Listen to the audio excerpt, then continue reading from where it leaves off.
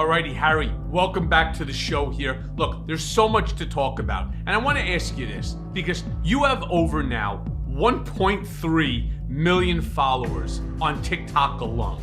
So the question I really want to ask you, I mean, you're what, 21 years old, give or take? 21. How do you balance entertainment and activism in your political content to keep your younger audiences engaged, especially when tackling these extremely complex topics like voting rights or healthcare reform? These aren't things that generally 21-year-olds are talking about right at the bar. Yeah, no, I think it's a good question. It's certainly a balance, right? Because politics is a lot about substance and specifics and data and things like that. But that can like kind of become boring after a while. After you get hit with so much data at once, you can kind of be like, all right. So you have to kind of do both. But luckily for content creation, but not luckily for America, Trump takes care of all the entertainment himself. I mean, he's just such a buffoon and says so many absurd things that people are just entertained by. Maybe this is too offensive to say, but his stupidity. So that balance is kind of drawn there. I find that people are just so, hate Donald Trump so much, despise him so much, laugh at him so much that he kind of strikes a balance for us. So let me ask you this. How long did it take you? Because I recently started my journey on TikTok. In fact, I believe now it's day 49 for me.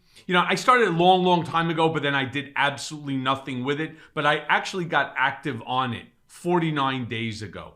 And as of this morning, I'm at 172,000 subscribers. A far cry from your 1.3 million. I love guys like you who turn around like, wow, 172,000. That's really fucking great. Fuck you. By the way, Harry, let me say it this way nicely. Fuck you and your 1.3 million followers. All right. Yeah, that's really great. You're doing super great. No, but in 49 days, that's remarkable. Like, I didn't do that in 49 days. Harry, let me be clear about something. All right. You're in school.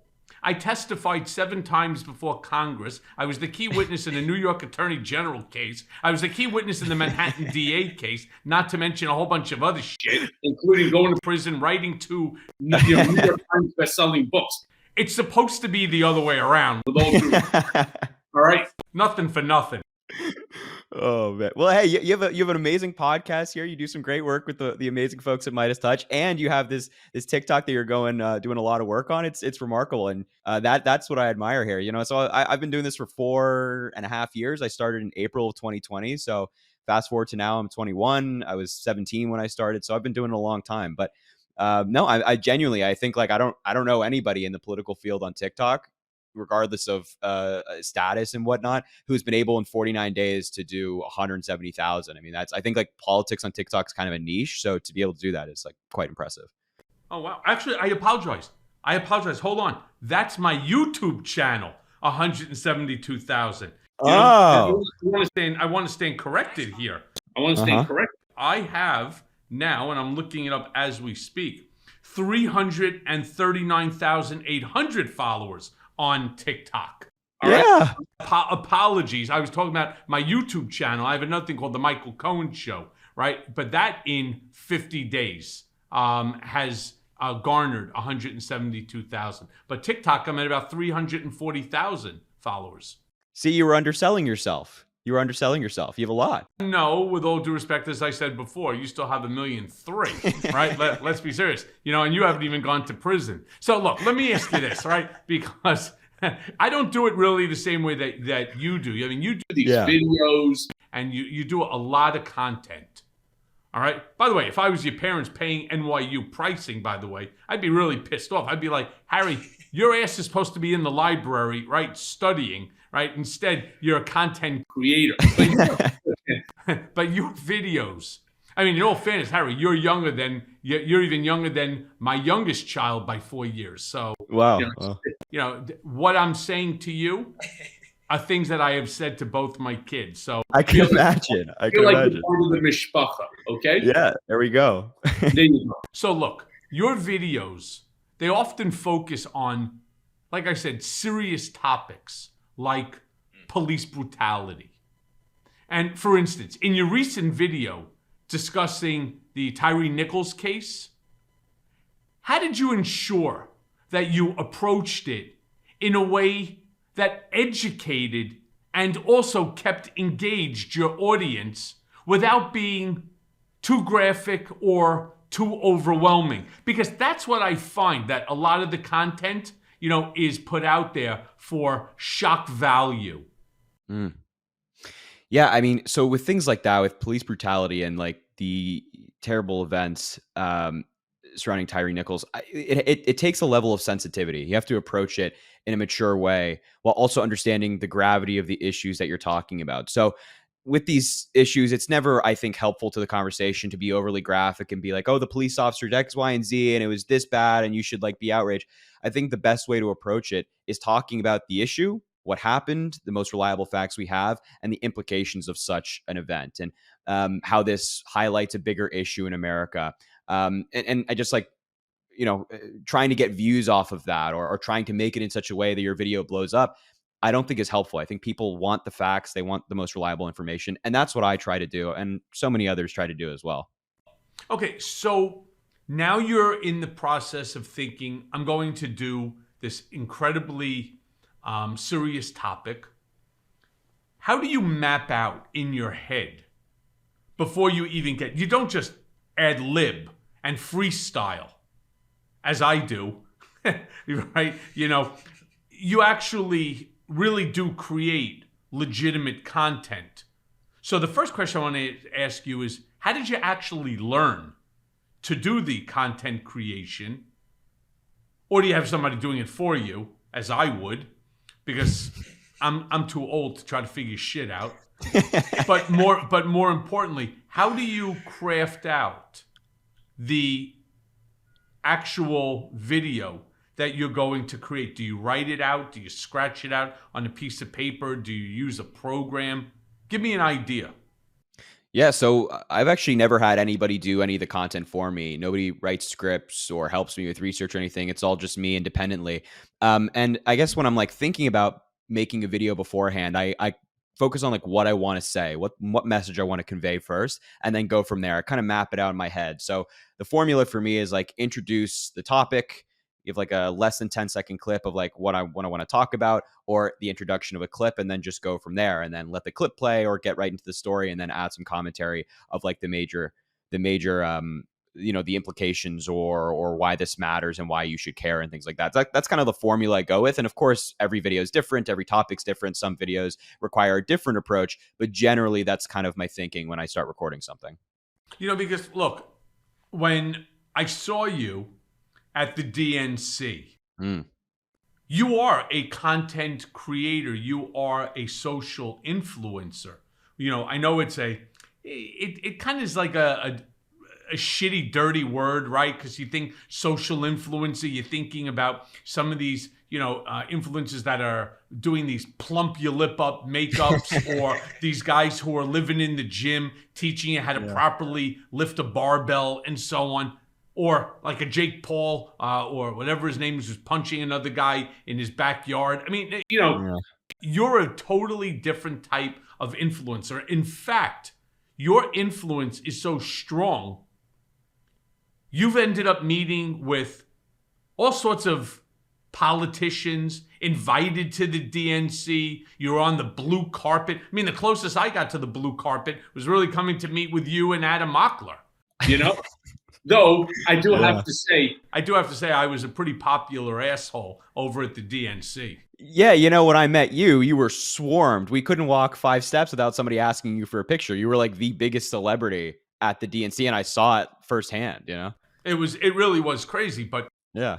While these people see it, somehow you've managed to place yourself smack center into the middle of politics, where campaigns like the Harris Walz campaign know your name, and they call on you in order to assist them in terms of garnering support from Gen Z, as well as other people, older people like myself, who actually like your TikTok platform and appreciate the content that you create.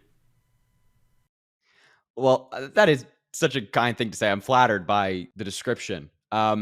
Yeah, I also agree with you. I think like the word influencer is kind of a dirty word. Like I never describe myself as that. You know what I mean? But I'm truly flattered. And look, I just think that I'm happy and I guess lucky to be in an era where so many young people are actually engaged. Like we've never seen this level of young people engagement in politics. We've never seen this rate of young people voting or this rate of young people like out on the street debating with their friends, family, and loved ones about why politics matters. It's just remarkable. So this whole like social media era we're in and kind of politics as a content creation field is just kind of all happening at the right time. But it all starts with like the amazing people who do the actual work on the campaigns, who are on the ground going door to door, trying to convince people as well. So it's all just part and parcel, you know what I mean, in this one big thing that we're all kind of participating in right now. Yeah, but you see, but again, you're different. And you're different because you've managed to, in this short 4 years, you've managed to acquire a very substantial following. In fact, I bet if you Google it, you'll find that there's not a slew of individuals, no matter what they're influencing, that have 1.3 million followers that stay as engaged on the platform as yours do. So with that, I want to ask you this. How do you decide, for example, like which tweets or which statements from public figures? I mean, you've done stuff like from President Biden or Marjorie Toilet Green. So how do you decide on which ones to respond to? And what process goes through your head when you make a topic or a tweet, right? Worth addressing.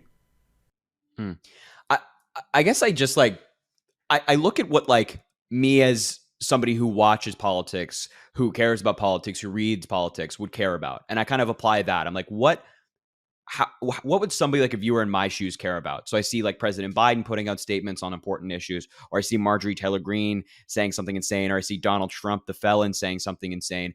And I kind of go from there. And also I have like a different thought process with that when it's like, I am obviously a Democrat. I want Kamala Harris to get elected. What stories can I talk about that will best help Kamala Harris get elected? So it depends on the story. It depends on the topic, but those are like my goals. What do people care about? How do we keep people engaged? And how do I get Kamala Harris elected and do my part in that effort? I understood.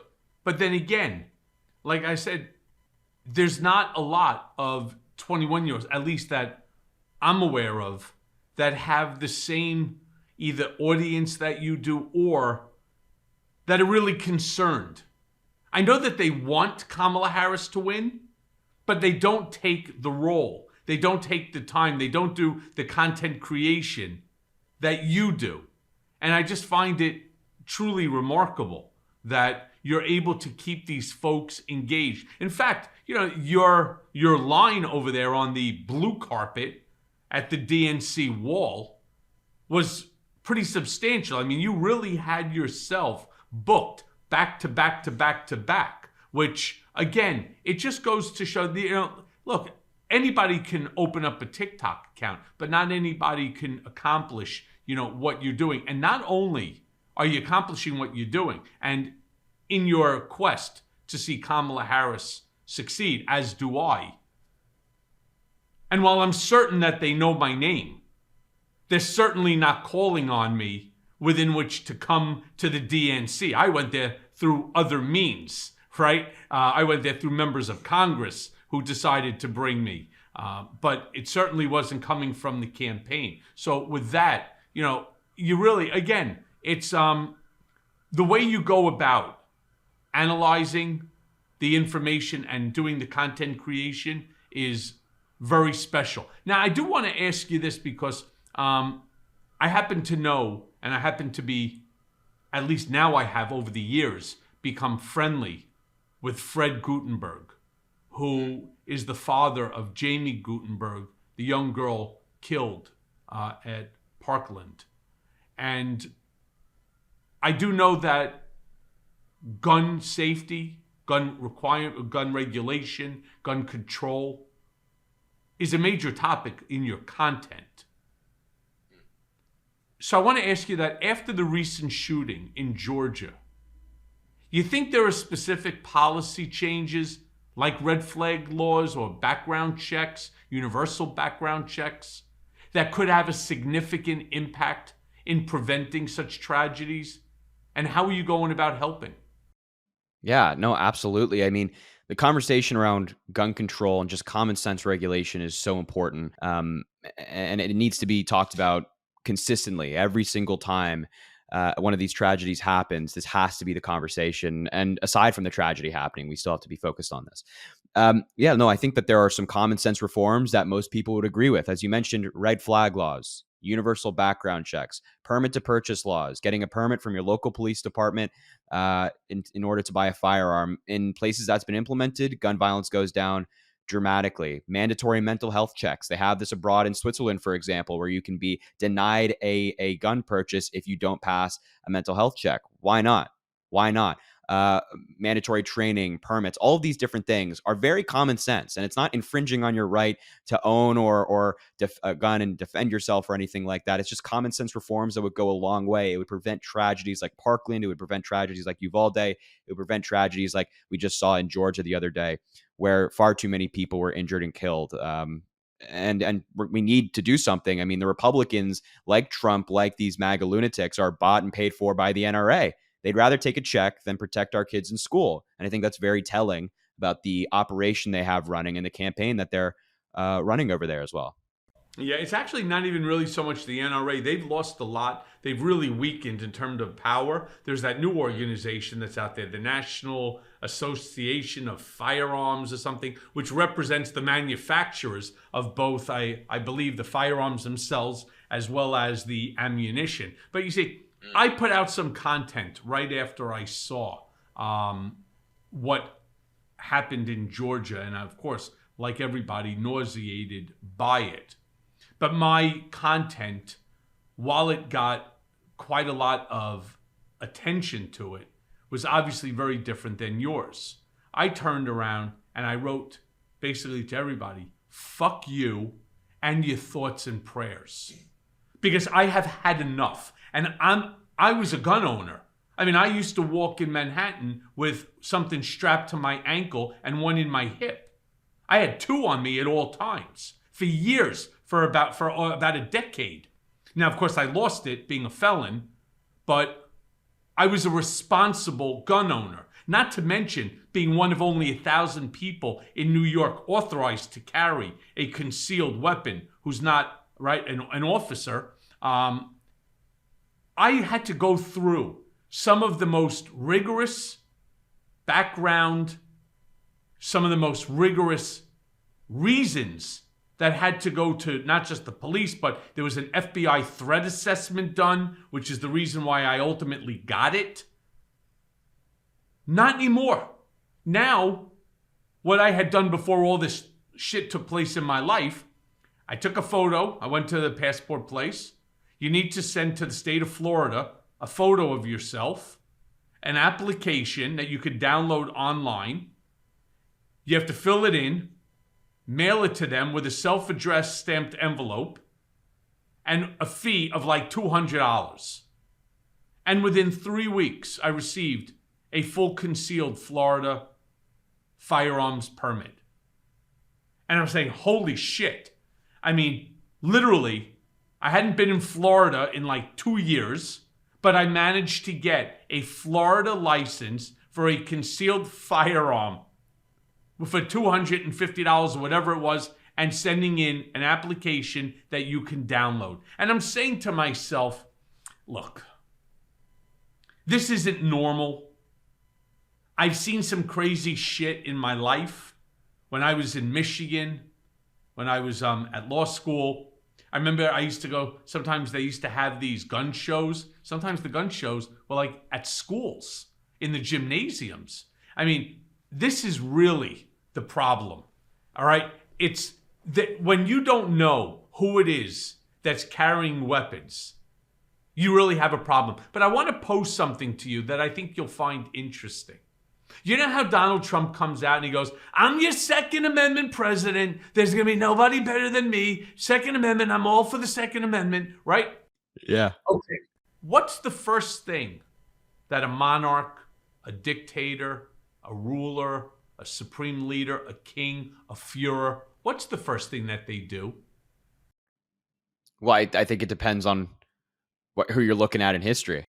Well, But I think pretty much most of history, right? They disarm you, yeah, both with any weapons, and they take away your First Amendment. They take away your right to free speech, yeah, right? Isn't that what they do? The last thing that a dictator wants is to have a group of civilians armed to the teeth, because these MAGA morons, they're like 10, 12, 15 AR and AK-47 deep.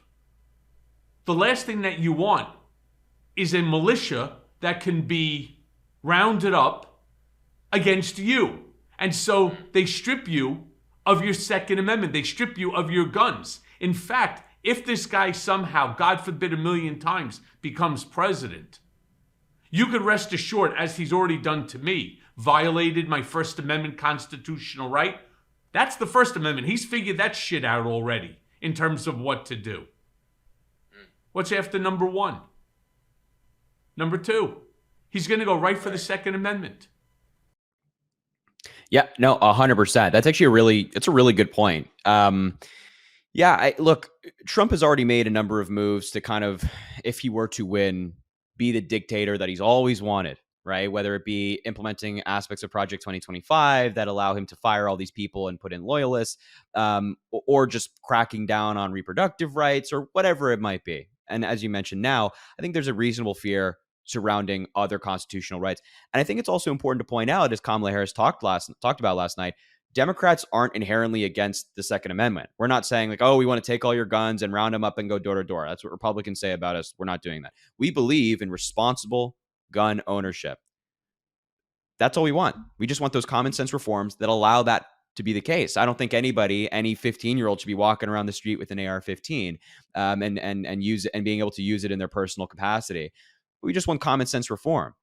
But Donald Trump, as you mentioned, is a dictator who undoubtedly, if given the opportunity, will go after that right and every single amendment that follows. Well, again, the first thing that Donald said that he wants to do on day number one is rewrite the Constitution.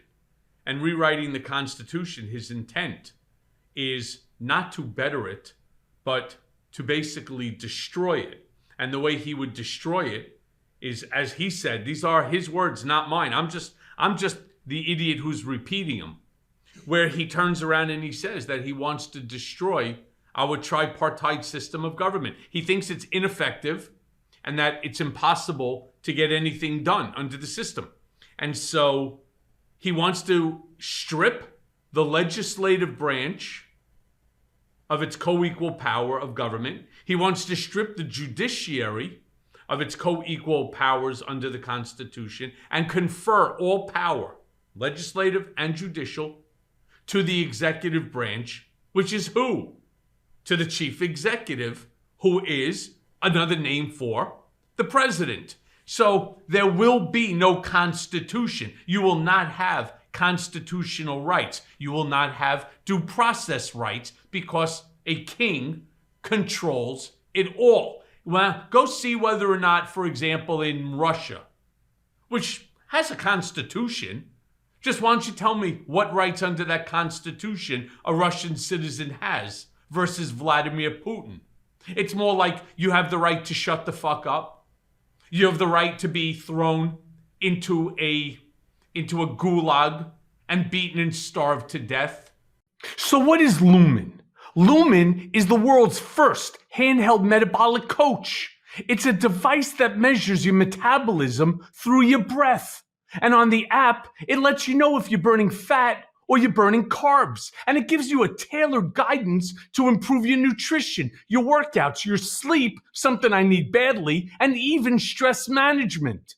So let me tell you how Lumen works. All you have to do is you breathe into your Lumen first thing in the morning, and you'll know what's going on with your metabolism, whether you're burning mostly fat or carbs. And then Lumen gives you a personalized nutrition plan for that day based on the measurements. You can also breathe into it before and after your workouts and your meals so that you know exactly what's going on in your body in real time. And Lumen will give you tips to keep you on top of your health game. So here's what Lumen does. Lumen provides crucial insights and helpful guidance for your lifestyle. It requires effort though, and it also requires a lifestyle change to achieve results. Let me be clear, Lumen is not just a weight loss tool. It's about understanding and improving your metabolic health. So let me also tell you why metabolic health matters. It matters because your metabolism is your body's engine. It's how your body turns the food that you eat into fuel that keeps you going. Because your metabolism is at the center of everything your body does, optimum metabolic health translates to a bunch of benefits, including easier weight management, improved energy levels, better fitness results, and better sleep. Lumen gives you recommendations to improve your metabolic health. It can also track your cycle as well as the onset of menopause and adjust your recommendations to keep your metabolism healthy through hormonal shifts so that you can keep up your energy and stave off cravings. So if you want to take the next step to improving your health, go right now to lumen.me/Cohen to get 15% off your Lumen. That's LUMEN.me/Cohen for 15% off your purchase. And thank you, Lumen, for sponsoring this episode. You have the right to die because you said something negative about me. And if you think that Donald Trump doesn't think that that sort of power is not only enticing to him, but it's also he's desirous of it. This is the country that he wants to turn America into. And the crazy thing is these lunatics around him, these sycophantic followers, especially those members of Congress, what they think is that they're going to be the American version of oligarchy. That's what they truly believe, which is why they continue to spout his bullshit day in and day out. Yeah, and you're absolutely right when it comes to like Russia and Putin. Reminder, like Trump has praised all of these people. He's praised how Kim Jong-un or Xi or Putin have ruled over their country with an iron fist. He admires these people. He was caught on audio as president talking about how, you know, when Kim Jong-un speaks, people listen and they stand up. That's how you lead a country. That's what Donald Trump said. This is his goal, and he's doing everything to achieve that goal, and he's laying the groundwork right now. As you talked about, wants to rewrite the Constitution. He suggested terminating the Constitution. Just the other day, he said that he's going to arrest and jail with long prison sentences anybody that quote-unquote cheated in the 2020 election. Of course, the election was fair, but he's going to use that as a justification to go after people who speak out against him, whether it be independent voters or journalists or donors, whatever it might be. That's his goal. And, you know, we can see it from a mile away. We just have to be the ones to stop it. Yeah, but it's going to become impossible to stop because, again, he's only going to allow loyalists within which to be at the levers of power. So if he tells the head of the military, one of the Joint Chief of Staff, that this is what he wants to do. By the way, I'm telling you, I watched, and I talk about it on my YouTube channel. I broke it all down, and we did a clip of Trump at the debate where he's talking with Kamala Harris, and she's fucking laying him out. Talk about the alpha female beating up on the alpha male, or the wannabe alpha male. She took him apart. And he's sitting there, and he makes those faces, and, you know, like a Muppet, right? Yeah. I know what he was thinking. I do. I know what was going through his mind at the time. And he was saying to himself, okay, you fucking asshole. That's right. Keep attacking, keep shitting on me. When I win, I'm going to have you publicly executed. And that's why he's smiling and he's smirking and he's bopping his head up and down. This is really what he thinks. He truly believes himself to be above everybody else, that he is a king. I mean, he's clearly watched too many movies where, you know, he legitimately thinks that he is like the second coming of Christ. and that there's nothing that he should not be permitted to do. And that's why he was as smug when he was getting his ass kicked, because he's saying to himself, when I win, am I going to fucking unleash shit on you like you have no idea? That's how he managed to get through without really becoming the true Trump asshole that he knows how to be. And what do you think the conversation last night was with his advisors? Like, what do you think he said immediately to the people around him when he got off stage after he had just been humiliated in front of like 70 million people, if you had to guess? So humiliation is an emotion that only a sane person truly understands. Donald Trump is not a sane person. He's a narcissistic sociopath. He doesn't believe that anything he could ever do could be deemed to be humiliating. And so when he walked into the spin room, he knew that she got the better of him. But immediately he goes into Trump defense mode to protect his fragile ego. He goes into the spin room and he declares himself the victor. Boy, did I win this debate. Boy, did we crush her, didn't we? And then you have these sycophantic assholes like the Stephen Millers or this guy, what's his name? Levicchio, whatever. What's his name? Vivek Ramaswamy, that guy? Well, he's another one. No, the other guy who's like his campaign advisor, Levicchia or something like that. Chris LaCivita? LaCivita. Yeah. They're all standing there, and what are they going to say to him? See, I would have said it to him. No, boss. No. This is why we were telling you that you need to prepare, and so on. We did not win this. I would say that to him. He'd get angry at me, but I would say to him, they don't have the balls to turn around and to say it to him. So, yeah, boss, boy, did you fuck her up. Boy, did you win. She was sitting there and she looked stupid and everything that she was saying and so on. And he's like, yeah. He actually convinces himself that he won. Think about it. Like, I was just at the US Open, right? And I saw the game of Yannick Sinner versus Taylor Fritz. So just imagine that it's the ceremony now to announce Sinner won straight 3 sets. It was clear, even though they were close, straight 3 sets. And now for the winner of the 2024 United States Open. And then all of a sudden, Taylor Fritz comes up and he goes to take the trophy and the check. They're like, no, what are you doing?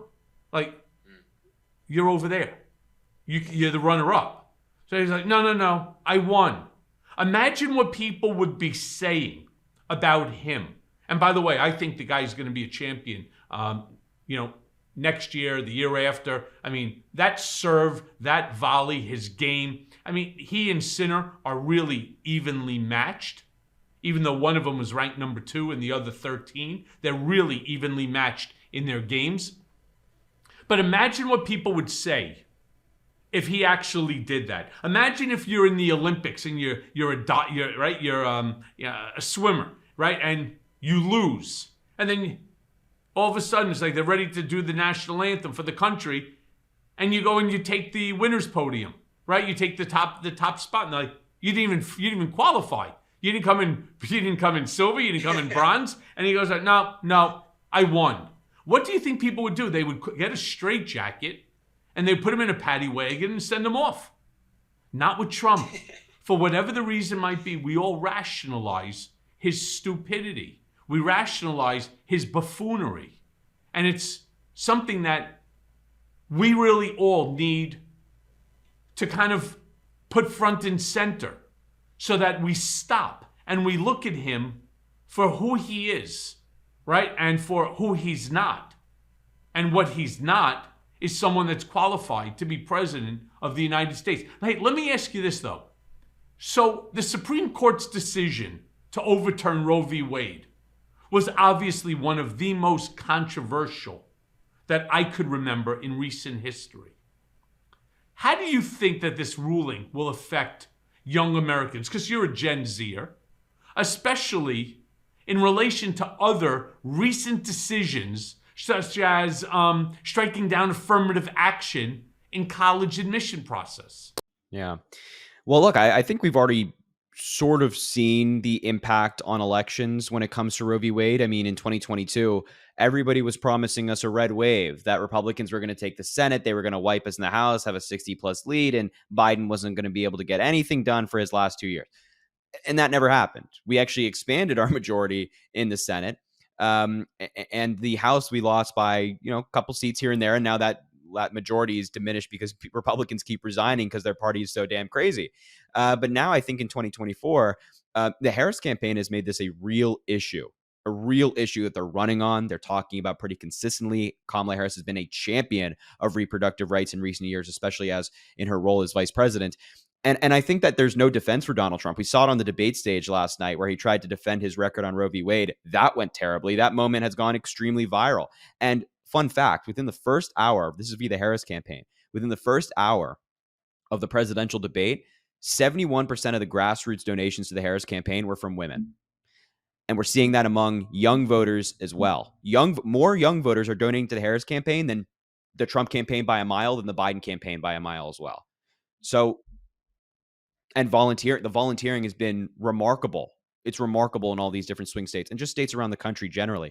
So I think, and I truly in my heart of heart believe that there is I don't want to say like silent vote, but I think that's a way to describe it. A silent vote out there of women who aren't all that politically engaged, or they don't pay attention every single day, or maybe they're married as a wife to a husband who is MAGA, who will just silently go into the ballot box, circle in Kamala Harris's name and whoever else they vote for, and leave and not talk about it.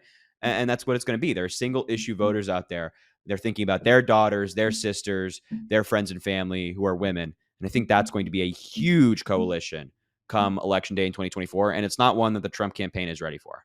Yeah, I agree with you on that wholeheartedly. Now, look, TikTok, which it's often criticized as a platform for spreading misinformation. They go right to the whole China thing, right? Yeah, it's a parent China. They're now listening to your conversation. I turned around when somebody said to me, that TikTok, oh, you're on TikTok? I said, yeah, I am. They're like, yeah, China's listening to you. I said, good. I don't care. What fucking, could you imagine this poor Chinese guy back in China listening to my shitty, stupid conversations? Maybe they're listening to this podcast in advance and putting it out there before we even put it out there in China. It's expensive, right? But with issues like the COVID-19 pandemic, issues like election fraud claims, how do you, as the incredible content creator that you are, how do you ensure that your political content remains fact-based and reliable for your audience?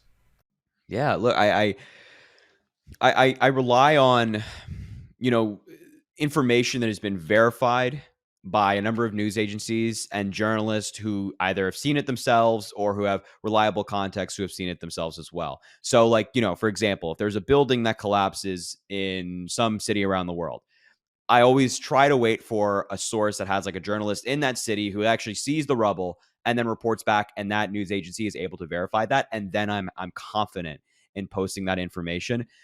So I try to the best of my ability to have these same levels of verification that we hope that outlets like the New York Times or the Washington Post have when they're reporting something. And a lot of people don't. I mean, we see a lot of misinformation from Republican creators on the right. Their new thing is that Kamala Harris was wearing an earring that she was able to hear through last night at the debate. They don't care about focusing on the facts. But I think that we kind of on the left, the people who support Kamala Harris, have to have that higher standard. At least I try to reach that high standard.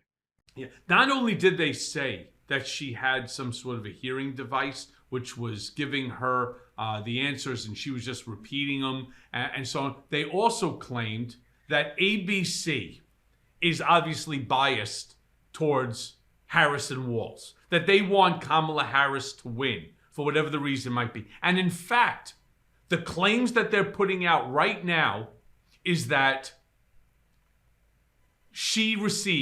her campaign received the questions in advance. By the way, it's the same stupid bullshit that we all heard during the Hillary Clinton debate with Donald Trump. It's an old Trump playbook. When you fuck up and you spatter bullshit and nonsense and you blabber ridiculous statements and so on, and the other person is cogent in their thought process, and your weave is not really working, right? Because every scholar and genius told him that it's the most amazing thing. I've never seen anybody ever in history be able to do that. You take 6, 7 things that are unrelated and you bring them together into what's called the weave, right? I mean, this is the whole problem. It's that misinformation. I know it because I lived through it. The misinformation about me that went crazy, viral on media outlets, all the media outlets, about me being in Prague, the 11 or so allegations in the Steele dossier, the allegations that I had 20 burner phones that were confiscated from either my office or my home. They were my kids' old cell phones. They were my old cell phones that we just never got rid of. There's no value to them, but they had photos and shit like that, so I threw them in a box. All of a sudden, they became burner phones. That a bunch of shit that was in my my shredder in my office was information that I had shredded that was going to demonstrate Russian collusion and this and that. I mean, it's on both sides of the level of stupidity. My point is, sometimes mainstream media, they get it wrong. By the way, you saw OAN turn around and said that it was actually I who was having an affair with Stormy Daniels, which is why I paid her, and not Trump. Which, by the way, OAN, on a threat that I was going to bring a defamation action against them and literally shut them down, put out an apology and retracted the story and removed it from their website. I remember that. I remember seeing that on your I think it was Twitter, I guess, where they made this outrageous claim to try to cover for Donald Trump. It's so ridiculous how some of these agencies are just like an arm of the Trump campaign with something like that, where they try to put somebody else at the center of the story. Like Donald Trump obviously very much had a affair with Stormy Daniels. He committed a crime in connection to his affair with Stormy Daniels. But Newsmax and Fox will try to, as you talk, a weave. They'll try to get Donald Trump out of it and victimize or put somebody else at the center of it. And in that case, it was you. And the next case will be tomorrow. It'll be somebody else, Which is exactly why Trump said that he wants to pick and choose the fact that the next debate, if he even chooses to do one, because he won. And what's the point to debate her again when you beat her so badly the first time around? He wants it to be on Fox, and he wants the moderators to be either Sean Hannity or Laura Ingraham or somebody like that. I mean, he's actually telling like Brett Baer that now, I don't want these folks. I want the people that I want because they're fair and they're not biased. I mean, this actually came out of this moron's mouth. But let me move on and ask you this, because you frequently do what I do. You call out political figures, people like Ron DeSantis, people like Donald Trump on your social media platforms. Have you ever received any response from them or their supporters that had notable impact on your platform, like the backlash from Trump's supporters after your response to his indictment? Yeah, I've had a couple of different moments like that. I think that I called out Donald Trump the day that the immunity decision dropped from the Supreme Court. And I was pointing out how, given this decision, hypothetically, a president can now order the execution of their political opponent because it's such a ridiculous ruling and it's a stupid ruling. And Sonia Sotomayor wrote that in her dissent. And the Trump campaign manager came after me as a result of that. And his supporters came after me as a result of that, saying I was threatening Donald Trump. In reality, I was pointing out how absurd the decision was. But that's just an example of like someone within the Trump campaign deciding to go after me and other people instead of focusing on the campaign that they're running. They're all like internet warriors as opposed to legitimate, qualified campaign operatives. So that comes to mind. And of course, I've had individual instances of like, when I called out Trump for the indictment, or the day that Trump was indicted in either of the 4 cases, or the day he was convicted in the New York case, Trump supporters were especially angry that day and sent like death threats and things like that. But I think that Chris LaSavita coming after me that one time is the most, the biggest example I have of that. Yeah, look, I've been doxxed. I've been semi-swatted, right? They just swatted my parents with helicopters overhead, claiming all sorts of shit. That's who these people are. First of all, who does that to people who are older? The answer is only a fucking animal, which is what they are, but they don't care. Anything to hurt you, which is why I wanted to ask you that question, whether or not, look, you are out there, all right? And you're living your best young life, which you should, right? However, make no bones about it. There's always an idiot in every group. Unfortunately, with MAGA, there are more than one idiot in that group. And, they are willing to do anything, thinking that by shutting down Harry Sisson, by shutting you down, they have accomplished something far bigger than finding, I don't know, the golden chalice, right? I mean, that they have now saved Donald Trump. They are going to be memorialized by this MAGA group, and that they all have these crazy fantasies about protecting him and what that would mean for them. It's really super crazy and distorted, but that's exactly who these people are. Right. And on your point as well, I've been swatted, I think, 4 times now, like legitimately men with huge guns, like the biggest guns I've ever seen in my entire life, showing up to my house, having to pat me down along with my entire family getting patted down on Christmas Eve in 2023. So not all that long ago, I got swatted. I was in bed, like fast asleep. These officers walk into my room. They're like, "Yeah, we just have to see you to make sure that you're not doing what the call was, that somebody was claiming that you were doing on a call." I've had bomb threats sent to my university. All of this, I've been doxxed. I've had my address leaked. I've had my phone number leaked. This one is masturbating illegal. Yeah, right. Right. Come on, guys. What the hell's going on? Come on, give me a fucking break there. Hey, can I ask you a question? Since again, you were talking before about Gen Z and your being such a well-known figure amongst that crew. Tell me if you can. Like, what are the issues that you're aware of? The particular issues that you believe that Gen Z cares about more than previous generations? It's a really good question.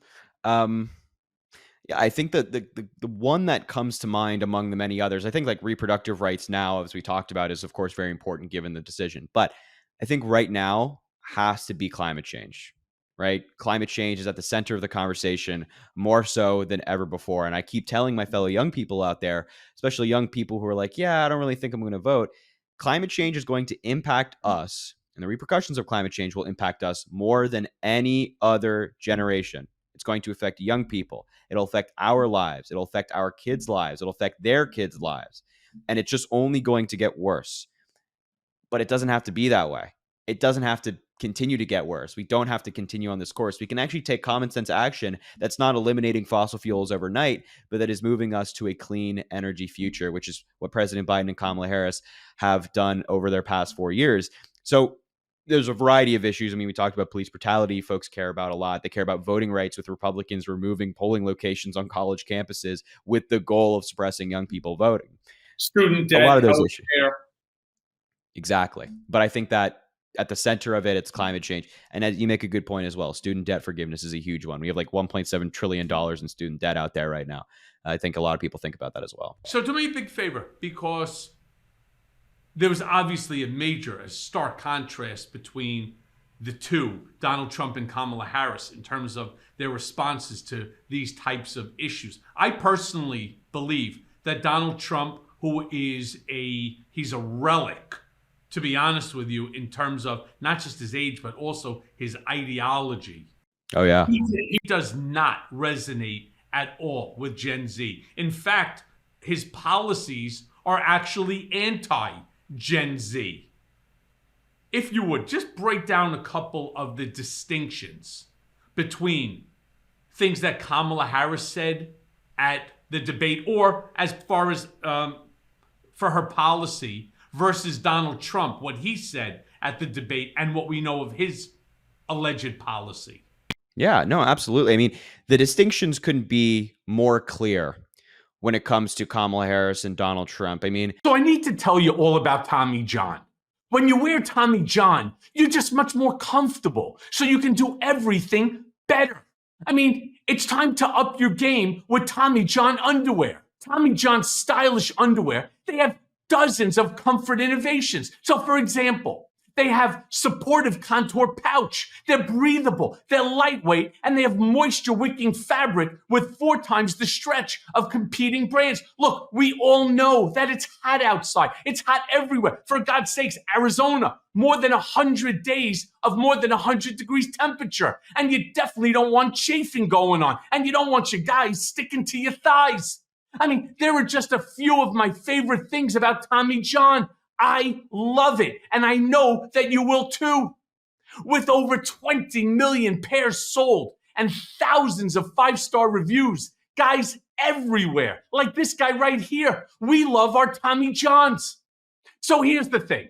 I've been trying different brands of underwear and trunks for years now, and none of them are even in the same universe as my Tommy Johns. Tommy John fabrics, they keep you 2 to 3 times cooler. That's no joke. 2 to 3 times cooler. And they dry 4 to 5 times faster than regular cotton. So it makes them perfect for travel. So here's what. I want you to shop Tommy John right now for huge savings and listen to this, get 25% off your first order at TommyJohn.com/Cohen. Save 25% at TommyJohn.com/Cohen. See the site for details. Let's just start with the big one, the big winner for Kamala Harris last night, reproductive rights. She wants to allow women to have the choice to choose. She wants to bring back the protections that were guaranteed by Roe v. Wade. Donald Trump, on the other hand, well, if he gets into office, he'll sign a national abortion ban. He's coming for IVF. He's coming for the right to contraception. He's doing all of these things. On climate change, we just spoke about how Kamala Harris wants to move toward a clean future. Donald Trump has called climate change a hoax. He just says it's not real. He called it a hoax created by China. I mean, ridiculous. With manufacturing, Donald Trump outsourced more jobs than Obama did in his term. And right now, the Harris-Biden administration have created 800,000 manufacturing jobs. We're in a manufacturing boom right now. On the economy, Kamala Harris consistently talks about an opportunity economy, giving everybody a shot to succeed, raising the tax deduction for small businesses from $5,000 to $50,000, giving down payment assistance to first-time home buyers, building new houses so it becomes more affordable. What's Donald Trump's housing plan? What's his plan for the economy? Nothing. He keeps saying, oh, I'm going to use tariffs to pay for childcare, whatever the hell that means. He doesn't have any idea what a tariff is. So on any policy you pick out from the ones they talked about at the debate last night, or just generally on their websites and their platform that they talk about consistently, Kamala Harris is giving real policy positions, ones that are pragmatic, ones that invite Republicans to join. Donald Trump, well, he talks about Hannibal Lecter and boats sinking. So that's the distinction in my view. Right, and sharks. Let's not forget about sharks. Not forget about the dreaded shark. The dreaded shark that's somewhere over there to the right. And I'd rather be electrocuted than eaten, quite frankly. You know, it is yeah, really, don't forget about it. You know, you really can't, right?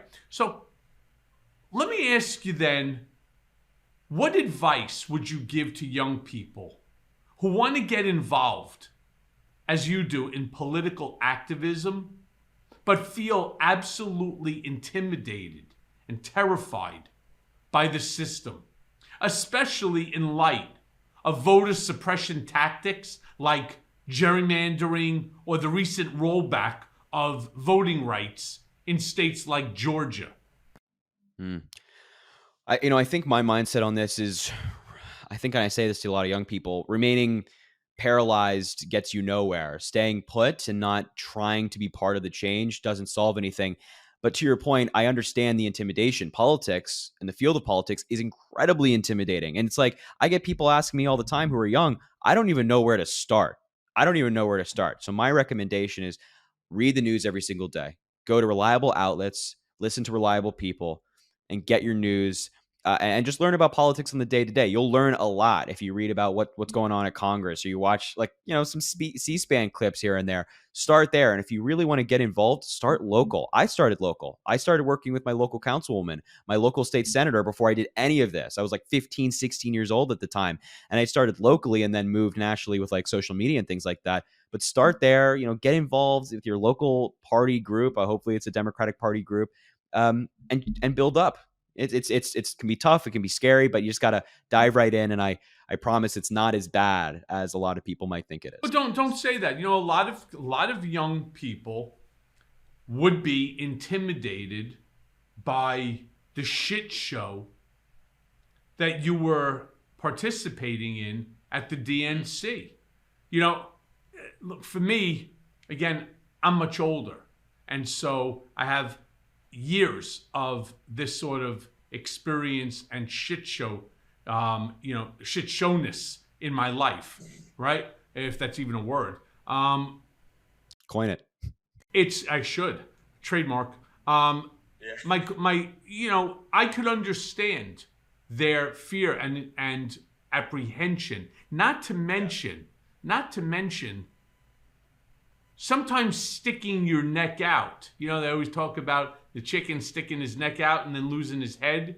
That's really what this political arena has become today. Where you have Trump now threatening that if he wins, he's intending on locking up and incarcerating people who he himself single-handedly deems to have somehow, in that warped brain of his, violated some sort of voting right that, again, there is no policy on, so you don't know, but simply because they're there at a voting booth and he lost in that state. This is what he wants to do. So the question really becomes, isn't it better than to sort of like stick your head in the sand, come up when the coast is clear, as opposed to sticking your neck out? And I think that's the problem, because what he does is he fear-mongers. And it takes more than just guts to do it. You really have to be more than just gutsy. You have to be dedicated. Yeah, and I think that's part of what it is. It's kind of sticking your neck out there. That's like the biggest jump. It's not like actually doing the work.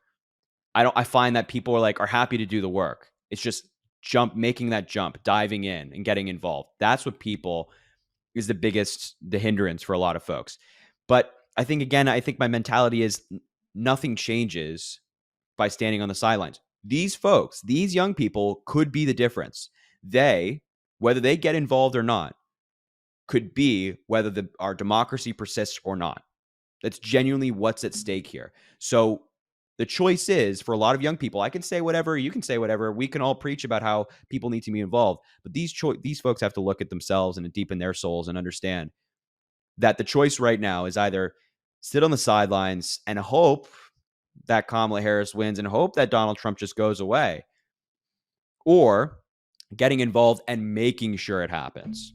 Yeah, because that's never happening, no matter what. No. People leave it. So let me ask you this then, because what role do you think that celebrities and influencers like Taylor Swift or LeBron James should play in shaping political discourse? Because they both are, and they're crushing it, as far as I'm concerned, on the right side. You think that they have a responsibility to stay informed before speaking out on issues like voter registration or police reform? Now, I'm not saying, not for a second, that they don't have and they have not read on the issue and are conversant on it. I'm just talking about, and I shouldn't even use them as name, but other celebrities, because some celebrities have come out and they say the most outlandish things, most of whom are actually Trump supporters. Yeah. Yeah. No, of course, I think that like celebrities have the same obligation that the rest of us do to be informed, if not even more so. If they have, such a huge platform to talk about this stuff, and if they're going to talk about this stuff, you got to know what you're actually saying. You got to be factual and reliable. So they have that obligation. They must take that incredibly seriously. And I hope they realize the actual influence they have. And I'm sure that, as you mentioned, like the folks like Taylor Swift and LeBron James are incredibly informed. They know exactly what they're talking about, and they're using their platform for good. But just generally, celebrities do require that that aspect, that fact checking, that reliability, and I think that they do have an obligation. Not all the time. I'm not asking them to take a stance on every single issue and put out a policy platform by any stretch of the imagination. But I'm just saying that, like, I think what Taylor Swift did was right. She obviously knows that she has a huge impact. A lot of people listen to her. Her fans are very loyal to her. So her using that platform to sink Donald Trump is great. And I'm so thankful for folks like her and LeBron James who make that step, because as we also talked about, with young people, it's intimidating, but for celebrities as well. Who's to say that Donald Trump won't try to come after Taylor Swift after this election? It's a big jump for her to make. By the way, it's 100% true, and I'm certain that that's probably on her mind and and Yeah. other celebrities' minds. What happens if, God forbid, this maniac actually does? We already know. We already know what he said that he intends to do. We talked about it during already this episode. He intends on jailing critics and enemies. Who are these critics? Who are these enemies? Whoever he deems to be Yep. a critic or an enemy. And that, again, is an autocratic ideology that needs to be destroyed. I finished my book, Revenge, by saying that Trumpism is fascism, and we must eradicate it from our body politic. Just imagine if you had complete and total autonomy over anything that you want to do. It makes no difference. You want to walk over and punch somebody in the neck? Punch them in the neck. They can't do anything to you. You want to go ahead and you want to shoot somebody on Fifth Avenue? Go fucking ahead. Go ahead and do it. Now, according to the Supreme Court, you're allowed to do it. Get away with it. You can't be prosecuted if, in fact, you can claim that it was in furtherance of your presidential power.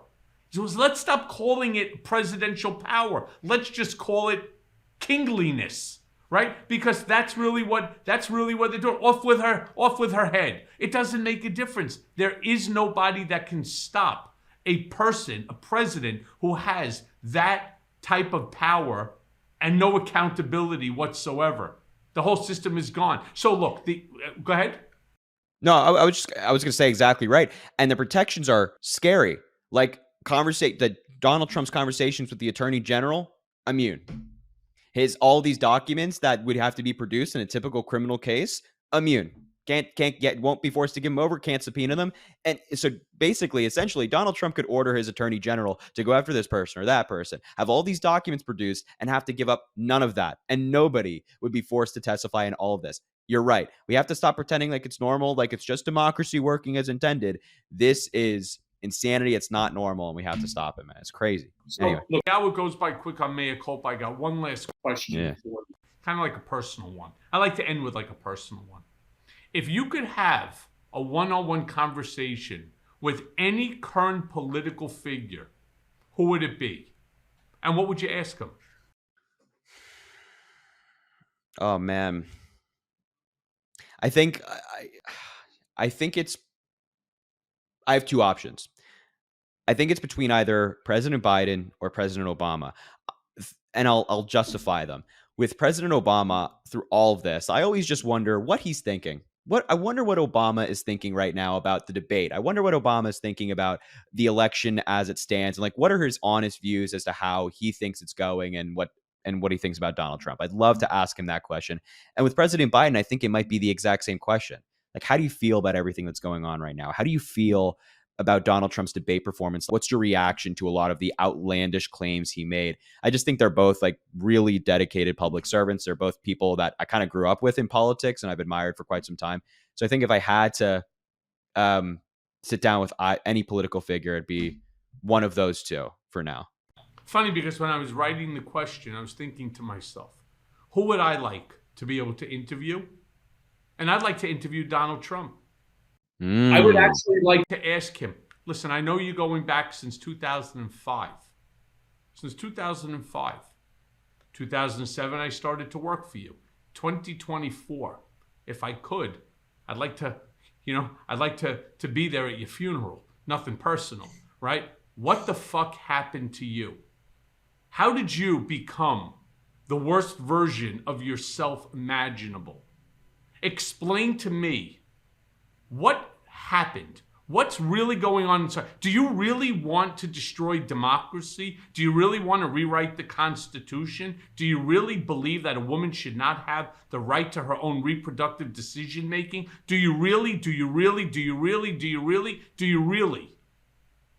These are, I could probably knock off 50 questions that I would love him to answer honestly and truthfully. The problem, though, of course, you're never going to get an honest and truthful answer out of him, now, unless, of course, you banged him up with sodium pentothal, right? Truth serum. So, look, Harry, let me thank you for joining me. All right, get back to studying. All right, because otherwise your parents are going to call me and probably yell at me. Congratulations on everything. Keep doing what you're doing. I'm here, not too far from you, in the city. Maybe one of these days I'll go with you. I'll escort you to class. I'll sit there. We'll walk into your poli-sci class together. Take me to a law class. I'm sure they'd love to see you. There you go. Harry, be good, my friend, and I'll see you soon. Thank you, sir. Appreciate it.